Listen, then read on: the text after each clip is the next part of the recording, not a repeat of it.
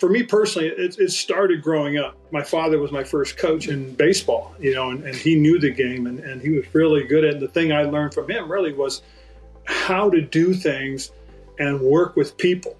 And I noticed how he treated people. He treated people with tremendous amount of respect, but he treated each person differently. And one of the things Dad always told me, he says, Ron, you have to be the leader they need you to be. You can't sit there and say, I'm going to be the same guy for everybody. Sometimes people are motivated differently. And then I get into college football, and the coaches I had there were all really tremendous guys that stressed and pushed learning and growing. And then get into the NFL, where I really get impacted. And I played for Mike Ditka, who was a tremendous, tremendous leader, who really had a lot of ideas and a lot of ways to motivate guys. So it was probably my 5th year in the league. And it was one of the hottest summers we had ever had. I mean, it was brutal. And so we're up at Platteville, Wisconsin, where we went to training camp.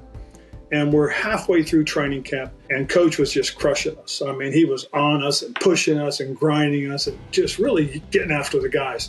Well, I was one of the player reps, one of the captains. And so some of the guys would come up to me and said, hey, can you talk to Coach, man? I mean, he's got to give us a break. He's got to back off, man. He's killing us. I said, all right, I'll work on it.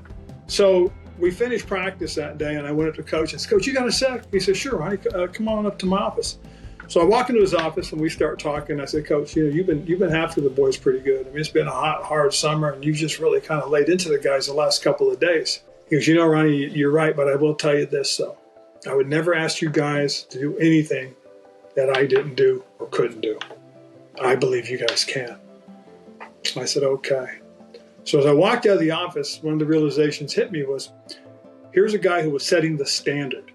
And the thing to remember is that Mike Ditka was a Hall of Fame football player. So he had a very high standard. And I learned the lesson that as the leader, you set the pace, you set the tempo, you set the standard of what's expected. And that's what he did for us. And we as players had to realize that that's all he was doing. He wasn't trying to be mean or nasty. He was trying to make sure we understood that we had it inside. We just had to push ourselves a little bit more, and he was helping to push us. And it was one of the things I'll never forget, that leadership is not about you, but it starts with you. And that's you setting the standard.